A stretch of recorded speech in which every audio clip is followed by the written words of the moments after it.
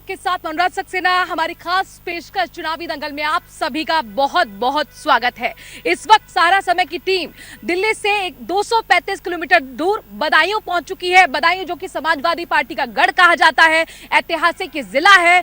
बावजूद इसके आप यहां पर पिछड़ेपन की तमाम चीजें देख पाएंगे। अपने दर्शकों को बता दें कि सम्राट अशोका ने यहां पर बुद्ध विहार बनाकर, किले बनाकर बौद्धमऊ नाम दिया था। लेकिन ऐतिहासिक जिले होने के बावजूद भी आप पिछड़ेपन का अंदाजा इस बात से लगा सकते हैं कि यहाँ पर एक भी सिनेमा कॉम्प्लेक्स तक नहीं है। इसके साथ साथ यहाँ पर अगर अच्छी शिक्षा ग्रहण करनी हो, बेहतर इलाज के लिए जाना हो तो लोगों को बदायूं से बरेली जाना पड़ता है, दिल्ली एनसीआर जाना पड़ता है। समाजवादी पार्टी का गढ़ रहा, मजबूत गढ़ होने के बावजूद यहाँ पर विधानसभा और लोकसभा चुनाव में बीजेपी ने जबरदस्त सेंधमारी की। 2017 में 6 सीटों में से 5 सीटों पर बीजेपी ने दर्ज की है जीत। इसके साथ साथ 2019 में समाजवादी पार्टी को उस वक्त बहुत बड़ा झटका लगा जब आपको बता दें कि मुलायम सिंह यादव की भतीजे धर्मेंद्र यादव को संघमित्रा मौर्य, बीजेपी की कैंडिडेट जो कि सौम्य प्रसाद मौर्य की बेटी भी है, उन्होंने जबरदस्त यहां पर शिकस्त दी। ऐसे में सवाल यही है कि क्या समाजवादी पार्टी अपने किले को बचाने में कामयाब रहेगी या नहीं।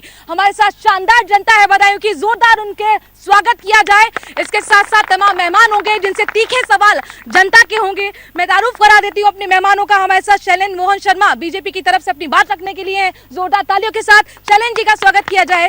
साथ ही राजीव राज हमारे साथ एसपी की तरफ से अपनी बात रखने के लिए, इनका भी जोरदार तालियों के साथ स्वागत किया जाए। ओमकार सिंह कांग्रेस की तरफ से अपनी बात रखेंगे, ओमकार जी के लिए जोरदार तालियां। इसके साथ ही भूदेव सिंह आम आदमी पार्टी की तरफ से अपनी बात को रखने के लिए हमारे साथ मौजूद है। भूदेव जी के लिए समर्थक बहुत है भाई, तालियों की आवाज आनी चाहिए। इसके साथ ही गुरुदयाल भारती जी बीएसपी की तरफ से हमारे साथ अपनी बात रखने के लिए मौजूद है। भूदेव जी के लिए भी जोरदार तालियां। तो चलिए चुनावी बहस को हम शुरू करें, लेकिन उससे पहले हमारे संवाददाता संजय शर्मा जो लगातार पल पल की जानकारी रखते हैं और राजनीतिक इतिहास के बारे में जरा बताएं कि हम जानकारी संजय शर्मा जी से लेते हैं। संजय जी जल्दी से बताइए यहाँ का सियासी गणित, उसके बाद फिर हम जनता के बीच और मेहमानों का रुख करेंगे। मैडम जैसे आप बता रही हैं कि बदायूं जनपद समाजवादी पार्टी का गढ़ रहा।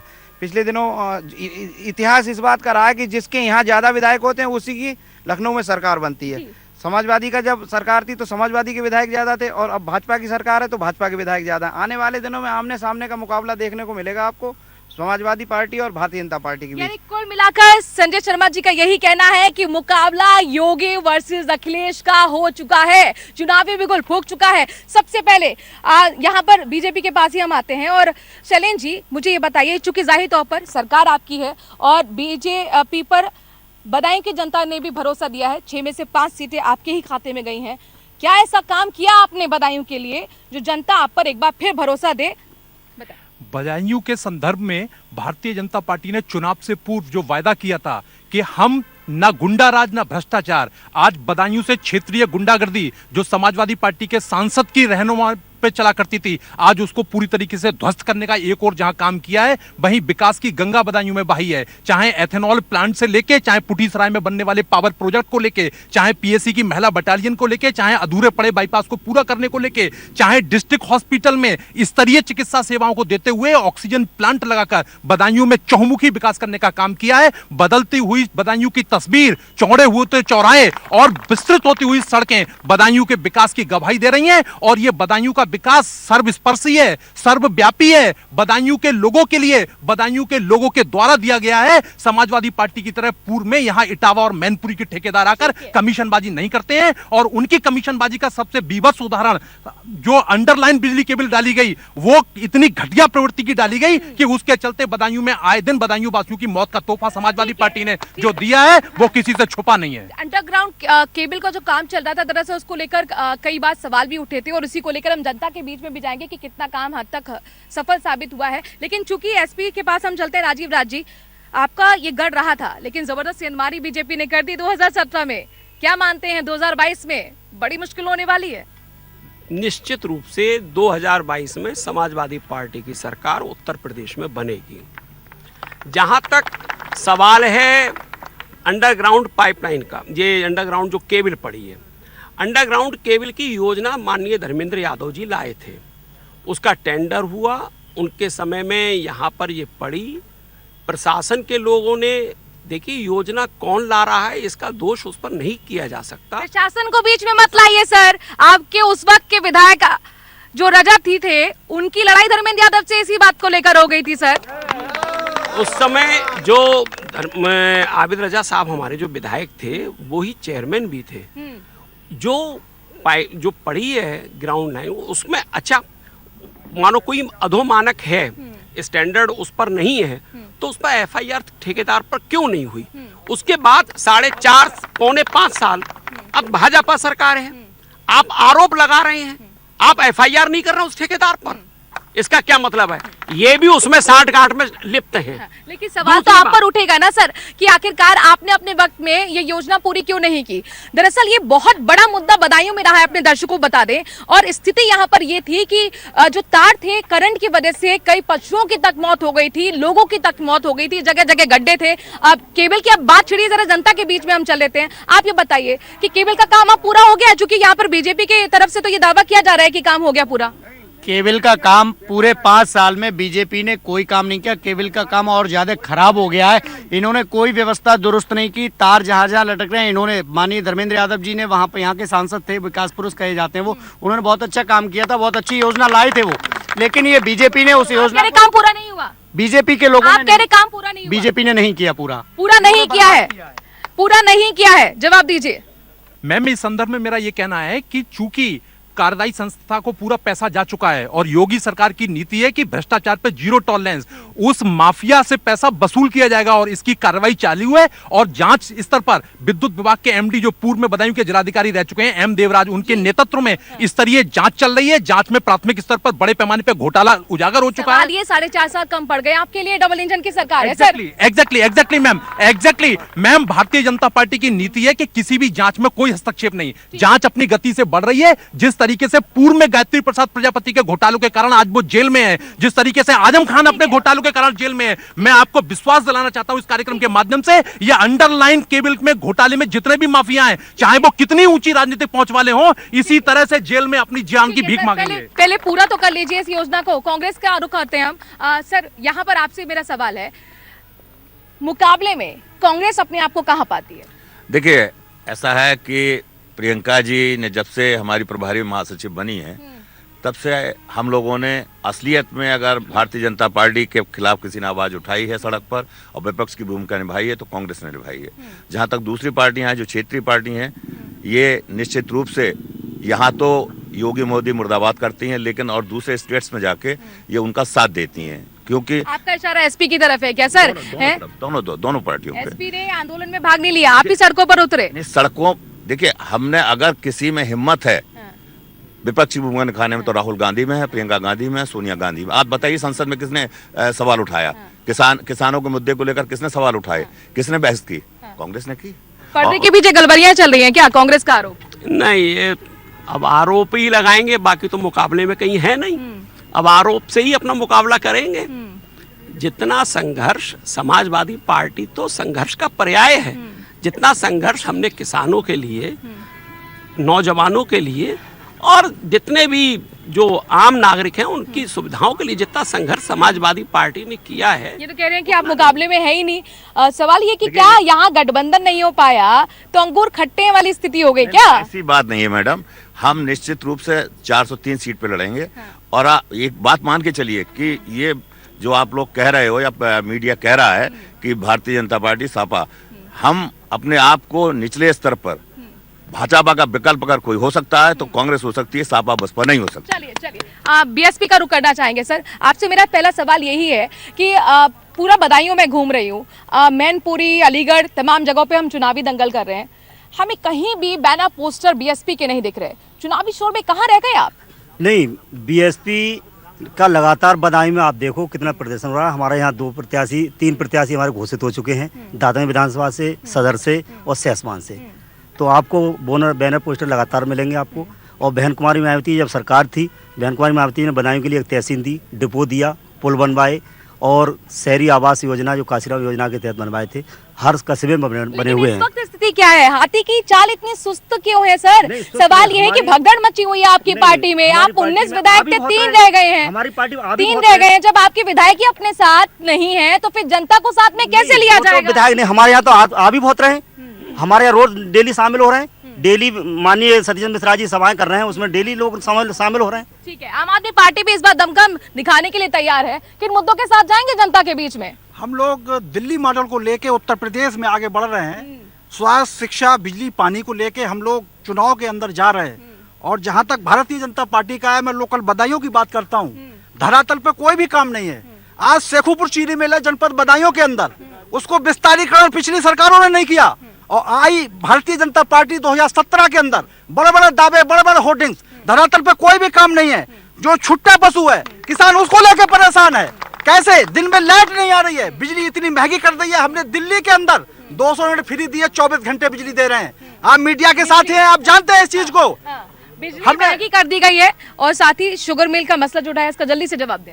ऐसा है बहन जी कि एक शुगर मिल, शेखोपुर चीनी मिल जब पिछले कार्यकाल में चला करती थी तो अपनी पेराई सत्र से पहले बंद हो जाया करती थी। उसको फुल कैपेसिटी के लिए गन्ना नहीं मिल पाता था क्योंकि किसानों का पूर्ववर्ती समाजवादी पार्टी सरकार गन्ने का भुगतान नहीं करती थी। अरे आपने क्या किया आप मैं बताएं। बता रहा हूं, उसके पेरीफेरी में मैम आज बीनस शुगर फैक्ट्री मजाबली से लेके बजाज शुगर फैक्ट्री 5 नई शुगर फैक्ट्रियां खुल गई। तो एक फैक्ट्री के कैपेसिटी बढ़ाने की सवाल नहीं है। 5 नई शुगर फैक्ट्री मिलकर 100% गन्ने की आपूर्ति पेराई करके पुरानी सरकारों का भी पैसा देने का काम किया है। ये गन्ना किसानों के काम में भारतीय जनता पार्टी ने काम किया है। जनता की तरफ से आ रहा है। मेरे कहने का मतलब ये है, अभी आप मैडम चल के देख लीजिए, कोल्हुओं पे गन्ना 200 रुपए कुंटल, 160 रुपए किलो कुंटल बिक रहा है। ये भ्रष्टाचार नहीं है तो क्या है? व्यापारी खरीद रहे हैं और वो वहां पे फैक्ट्री में डाल के गन्ना को और 350 रुपए का अपना ले रहे हैं पैसा। तो दावा कह रहे हैं कि सबसे ज्यादा भुगतान हमने गन्ना किसानों को किया है। सवाल तो यहाँ पर कुछ और उठ रहा है। नहीं मैम, ये देखिए पॉलिटिकल पार्टीज के जो रिप्रेजेंटेटिव्स हैं उनका एजेंडा है घोषित कि किस तरीके से सुशासन के काम को बदनामी और भ्रम में मढ़ाया जाए, लेकिन एक्चुअल में ग्राउंड रियलिटीज पे गन्ना किसानों का डीबीटी के माध्यम से सीधा पैसा बदायूं की जनता है ना सर, उससे पूछ लेते हैं सवाल। देखिए, जो गन्ना के भुगतान की बात, इन्होंने किसी का भुगतान नहीं किया। कर्मचारी मालवीय आवास गृह पर धरने पे बैठे हुए हैं, उनके परिवार पूरा परिवार बर्बाद हो गया। कर्मचारियों की मौत हो गई, जो उनका जो है रिटायरमेंट का पैसा नहीं दे पा रहे हैं। और बात करते हैं इन्होंने कहाँ विकास किया। चारों तरफ विकास समाजवादी सरकार में हुआ। मैम इनके शानदार झूठ बोलने के लिए धन्यवाद, इनका बधाई देते हैं कि कल ऑक्सीजन प्लांट का उद्घाटन माननीय धर्मेंद्र यादव जी ने किया, जिसमें कि सांसद भी नहीं रहे थे। वो अपने एमएलसी और विधायकों से निधि ला के ऑक्सीजन प्लांट लगाया। इनके लिए बहुत बहुत धन्यवाद। आज कल का मुकाबला आज बता रहे हैं। स्वास्थ्य की बात उठी है और स्वास्थ्य को लेकर बदायूं में क्या काम हुआ है, जरा सबसे पहले इसकी बात कर लेते हैं। मैडम, बदायूं के जिला अस्पताल में सीटी स्कैन मशीन नहीं हुआ करती थी, सीटी स्कैन मशीन दिलाई। मैम, महिला चिकित्सालय में कंगारू ऑक्सीजन प्लांट में कहाँ थे आपके विधायक, कहाँ थे आपके मैडम कल तो उद्घाटन किया है, इससे पहले 3 महीने पहले तीन ऑक्सीजन प्लांट का उद्घाटन इस बदायूं में हो चुका है। घटपुरी पीएससी पे उद्घाटन हो चुका है, मेडिकल कॉलेज में हो चुका है। डिस्ट्रिक्ट 3 के बाद में चौथे का उद्घाटन करके क्या बात कर रहे हैं? मेडिकल कॉलेज योगी सरकार ने खुलवाया और ये बधाई के पात्र हैं कि इन्होंने एक बेहतर व्यवस्था दी, लेकिन क्या वाकई मेडिकल कॉलेज में सुविधाएं हैं? सवाल ये है कि क्या सुविधाएं हैं? ट्रीटमेंट शुरू हो गया वहाँ? बहुत सुविधाएं हैं, इन्हें बहुत विकास करा है। पूरे भारत का सत्यानाश कर दिया बीजेपी सरकार ने। आज बदायूं की धरती पर अगर एक भी सड़क बीजेपी सरकार में बनी हो तो ये दावा करें कि हमने एक सड़क बनवाई है। आप बालाजी मंदिर से ठीक है, आप बताइए मेडिकल कॉलेज में क्या सुविधाएं हैं, स्टाफ है? सुविधाएं बिल्कुल ध्वस्त है, पूरी तरह से बीजेपी सरकार बर्बादी के तौर पे है। और मैं अधिवक्ता समाज से हूँ, बस एक सवाल पूछना चाहता हूँ बीजेपी के लोगों से। जब समाजवादी पार्टी की सरकार थी तो हमारे पे यहाँ पे अधिवक्ताओं के बैठने के लिए 2 बिल्डिंगें बनाई गई। ये भारतीय जनता पार्टी ने अधिवक्ताओं के लिए क्या सुविधाएं की है, ये बताएं। ठीक है, वकीलों की तरफ से सवाल आया है, क्या सुविधाएं दी, जरा बताइए जल्दी से। किसको? वकीलों को। नहीं मैडम, वकील साहब हैं, वकील साहब ही से पूछिए, ठीक है, सबसे आप बेस्ट कीजिए, है। उसके बाद मैडम, आगे। वकीलों के लिए मैम जितने बड़े पैमाने पे चैम्बर बनवाने का काम भारतीय जनता पार्टी की सरकार ने किया, मैम पूछिए वकील साहब से पूछिए। मैम, पूरा चैम्बर बनाने के बाद में न्याय व्यवस्था को दुरुस्त करने का काम किया है। वकीलों की जो हमारी अधिवक्ता कल्याण निधि हुआ करती थी 1.5 लाख की हुआ करती थी मैम, अब योगी सरकार के द्वारा 5 लाख कर दी गई है। और दूसरी बात, जो हमारे रजिस्ट्रेशन हुआ करते थे bar council of Uttar Pradesh से, उसके लिए पोर्टल की सुविधा की गई तुरंत आप रजिस्ट्रेशन वहाँ पर करा सकते हैं। जो 2-2, 6-6 महीने बाद रजिस्ट्रेशन आया करते थे, अब वो तत्काल उससे आपकी हो जाती है। फीस भी जो जाती थी वो भी कम कर दी ठीक है। मैं देखिए मेडिकल कॉलेज का यहाँ पर जिक्र आया है, तो हमेशा ये अखिलेश की तरफ से कहा गया है कि भैया हमने नींव रखी थी, चाहे वो पूर्वांचल एक्सप्रेसवे हो, चाहे मेडिकल कॉलेज हो। मुझे लॉजिक जरा आप समझा दीजिए, क्योंकि आप एसपी की तरफ से अपनी बात रखने के लिए हैं। भाई पूर्ववर्ती सरकार ने अगर कोई कॉन्सेप्ट लेकर आई, इम्प्लीमेंट अगर मौजूदा सरकार कर रही है, तो इसमें क्यों इतनी जलन होती है? इसमें दिक्कत क्या है? कोई जलन नहीं है, कोई ईर्ष्या नहीं है। पूरा मेडिकल कॉलेज नींव से लेके पूरी बिल्डिंग समाजवादी सरकार में बनी है। पहली बात, अभी हमारे विद्वान साथी ने एक बात कही कि हम सीटी स्कैन की मशीन लाए। आप मशीन लाए, लेकिन सीटी स्कैन करेगा कौन? एक रेडियोलॉजिस्ट तो आप नियुक्त कर नहीं पाए। एक रेडियोलॉजिस्ट आप नियुक्त कर नहीं पाए। वेंटिलेटर पूर्ववर्ती सरकार, समाजवादी की सरकार ने यहाँ वेंटिलेटर दिया। आप एक भी वेंटिलेटर यहाँ से बिल्कुल चले गए मैडम, खराब होके चले गए। ये प्लांट की बात आप कर रहे हैं, धर्मेंद्र यादव ने उद्घाटन किया, आप ये बात कर रहे हैं। भाई यहाँ से संघमित्रा मौर्य भी तो सांसद अब है ना, धर्मेंद्र यादव तो है नहीं। तो ये बताइए आप लोग, चूंकि वो पैराशूट कैंडिडेट थी, क्या वो यहाँ पर आती है, बदायूं में आती है? क्या काम किए, क्या विकास लेकर आई? यूपी में योगी जी इसलिए उपयोगी है, मैं जाटो समाज से किसान परिवार का बेटा हूँ। मेरा नाम है महिपाल सागर। मेरे पास मैडम 100 बीघा गन्ना है। मेरा हर 20 दिन में पेमेंट हो रहा है। सही, इससे ज्यादा मुझे कोई सरकार, लाल टोपी की सरकार नहीं चाहिए। मेरा पुराना बकाया चाहिए। पुराना बकाया लाल टोपी वालों ने हजम कर लिया। मेरा 5 लाख का गबन कर लिया इनने। बैठ जाइए और लोगों से सवाल करते हैं। संघमित्रा मौर्य को लेकर मेरा सवाल था, आती हैं मौर्य जी? मौर्य जी बराबर आती है और शहर में भ्रमण भी करती है, काम में वो विकास भी करा रही है। सबका साथ, सबका विश्वास और सबका विकास के साथ में काम कर रही है, बराबर आती है। संघमित्रा मौर्य अपने दर्शकों को बता रही कि सौम्य प्रसाद मौर्य की बेटी है, लेकिन चूंकि उन्होंने धर्मेंद्र यादव को हराया है और इसीलिए उनकी जीत काफी बड़ी थी। लेकिन सवाल यही कि उन्होंने कितने काम किए हैं। अच्छा, बदायूं को मंत्री भी मिल गए महेश गुप्ता के रूप में, तो क्या उन्होंने काम किए? क्या वो आते हैं? जी बताएं। भारतीय जनता पार्टी की सरकार संपूर्ण समाज के हित के लिए काम कर रही है। चाहे हमारी सांसद हो, हमारे माननीय मंत्री हो, हमारी चेयरमैन हो नगर पालिका की, जितना भी काम कर रहे हैं आम जनता के विकास के लिए कर रहे हैं। आप एक मॉडल बना के बात करते हैं मेडिकल कॉलेज। मेडिकल कॉलेज की नींव रखने के बाद उसकी अधूरी बिल्डिंग छोड़कर चले गए, उसके लिए कुछ नहीं किया। बाकी जितना काम किया वो महेश गुप्ता ने अपने प्रयास से उसके लिए पैसा लेकर आए। दूसरी बात मैं आपसे ये कहना चाहता हूँ कि हो सकता है बड़ी स्थिति आपको ना दिख रही हो, हमने गांव-गांव गरीबों को पक्के मकान दिए, शौचालय दिए। सवाल पूछिए, सवाल पूछिए। और किससे सवाल है ये बताएं। मैडम मैं इनसे ये पूछना चाहता हूँ, बीजेपी के लोग ये बात कर रहे थे मेडिकल कॉलेज की। हमारे माननीय धर्मेंद्र यादव जी ने पहली बार में मेडिकल कॉलेज दिया और अब ये 4.5 साल बाद हमसे सवाल पूछ रहे हैं। हमें इनसे सवाल पूछना चाहिए, ये हमसे सवाल पूछ रहे हैं। सरकार आपकी है, आपने क्या किया 4.5 साल में? मेडिकल कॉलेज को धराशायी कर दिया और एक भी ऑक्सीजन प्लांट नहीं लगा पाए। भारतीय जनता पार्टी से ये कह रहे हैं कि बदायूं हमने बाईपास का पूरा निर्माण करा है। इन्होंने केवल बाईपास बनवाया है और उसके साथ साथ हमारे यहाँ आसरा आवास और मेडिकल कॉलेज और जितना कार्य समाजवादी में बदायूं में कराया गया पूरे उत्तर प्रदेश में, इन्होंने केवल बाईपास बनवाया और कुछ नहीं बनवाया। समाजवादी पार्टी में जितना हमारे माननीय अध्यक्ष जी वो धर्मेंद्र यादव जी ने काम कराया, किसी ने नहीं कराया। जो महिलाओं को इज्जत नहीं दे पाए वो धर्मेंद्र जी की बात करती हैं, माननीय मोदी जी की बात करिए। जो इज्जत मिल रही है, जो जी रहे हैं हम लोग, महिलाएं भी अच्छे से जी रही हैं। ठीक है, महिलाओं की बात हो रही है, कानून व्यवस्था की हम बात करते हैं।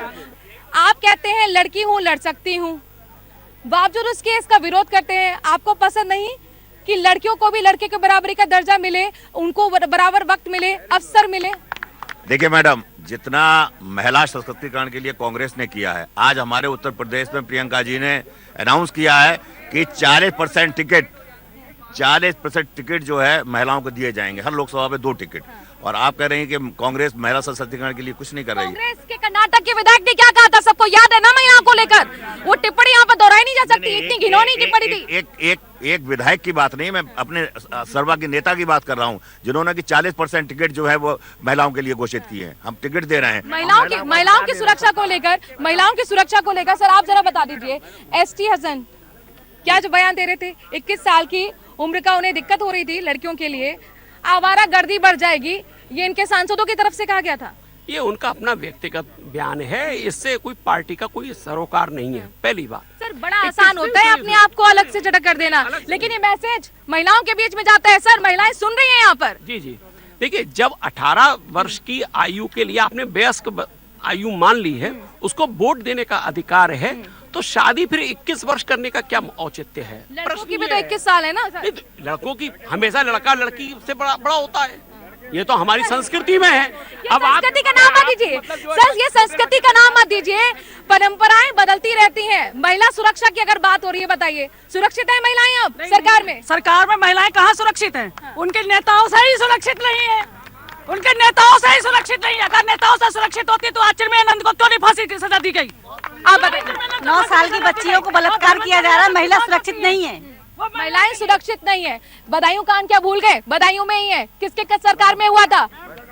मैडम, जिस सरकार के मुखिया मुलायम सिंह यादव कहते हो कि लड़कों से गलतियां हो जाती हैं, जिसके शीर्ष नेता आजम खान महिलाओं के अंडरगारमेंट्स का कलर बताते हो, उनसे आप और क्या उम्मीद कर सकती हैं? और इसकी परिणति सबसे गंदी तब देखी गई जब इलाहाबाद में हमारे पूर्व मुख्यमंत्री आदरणीय अखिलेश यादव जी की पत्नी डिंपल यादव सार्वजनिक मंच में समाजवादी पार्टी के कार्यकर्ताओं की गुंडागर्दी की शिकार हुई और जूही सिंह हाथ जोड़ती रही। उस गुंडागर्दी को कहने वाली बहनें समाजवादी पार्टी गुंडागर्दी खत्म की है सरकार का दावा, जल्दी से जवाब दीजिए। क्या गुंडागर्दी खत्म की है?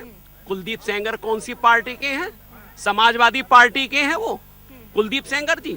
उन्होंने गुंडागर्दी समाप्त की है। फाफा मुंह में कांड हुआ, क्या वो गुंडागर्दी, क्या मतलब वो बहुत ज्यादा सदाचारी कांड था? इनके स्वामी चिन्मयानंद फंसे, तमाम इनका एक नेता जो उत्तराखंड का नेता है वो खुलेआम के पास जाते हैं। आप बताइए, आपको लगता है कि वाकई कानून व्यवस्था बेहतर हुई? ऑर्डर के मामले में अगर सबसे कोई बेहतर है तो बहन कुमारी मायावती का शासन रहा है, जिसमें 2010 में जब अयोध्या कांड वाला प्रकरण का जब जजमेंट आ रहा था तो आसपास के कई प्रदेशों में कर्फ्यू लग जाता है, मगर उत्तर प्रदेश में एक परचूनी की दुकान भी बंद नहीं होती है। ठीक है, जनता के बीच में जाते हैं, जनता से सवाल। कानून व्यवस्था क्या बेहतर हुई? कानून व्यवस्था के मैं बीजेपी सरकार से ये पूछना चाहती हूँ कि जब इनकी सरकार बनी थी तो मोदी जी ये कह रहे थे कि मैं 2 करोड़ नौकरी दूंगा, वो आज 2 करोड़ नौकरी कहाँ चली गई?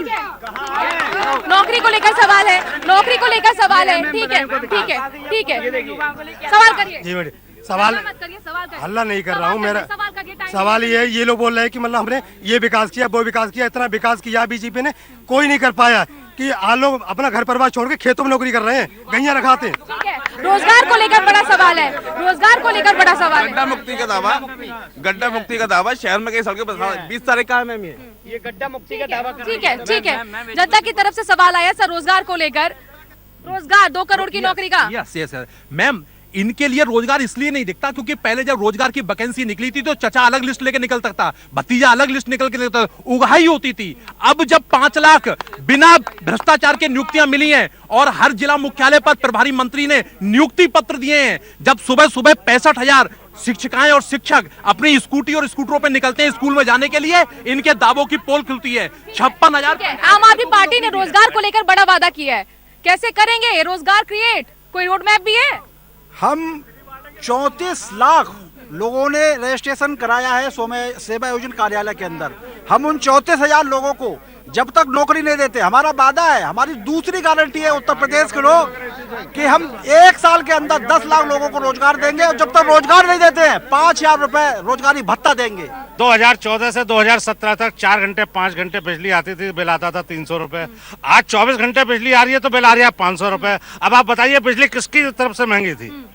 बिजली किसकी? इनकी तरफ से महंगी थी, हमारी तरफ से महंगी थी। 24 घंटे में 500, 5 घंटे में 300। मुझे इतनी खुशी होती है भारतीय जनता पार्टी की सरकार में। पहले इतना गुंडा राज था, इतना गुंडा राज, आतंक का जमाना था, और हम व्यापार अपने सक्षम तरीके से कर सकते हैं। अरबों रुपए की जीएसटी उत्तर प्रदेश सरकार में आ चुकी। कहीं गुंडा राज खत्म नहीं है।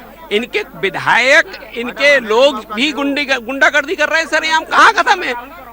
आप नेशनल क्राइम ब्यूरो की रिपोर्ट देख लीजिए, 10% इनका क्राइम। मेरे पास वक्त इतना ही है। बहुत बहुत शुक्रिया शानदार जनता का, बधाइयों की। इसके साथ ही आज का चुनावी दंगल यहीं पर खत्म होता है। तमाम बड़े खबरों के लिए देखते रहिए सारा समय।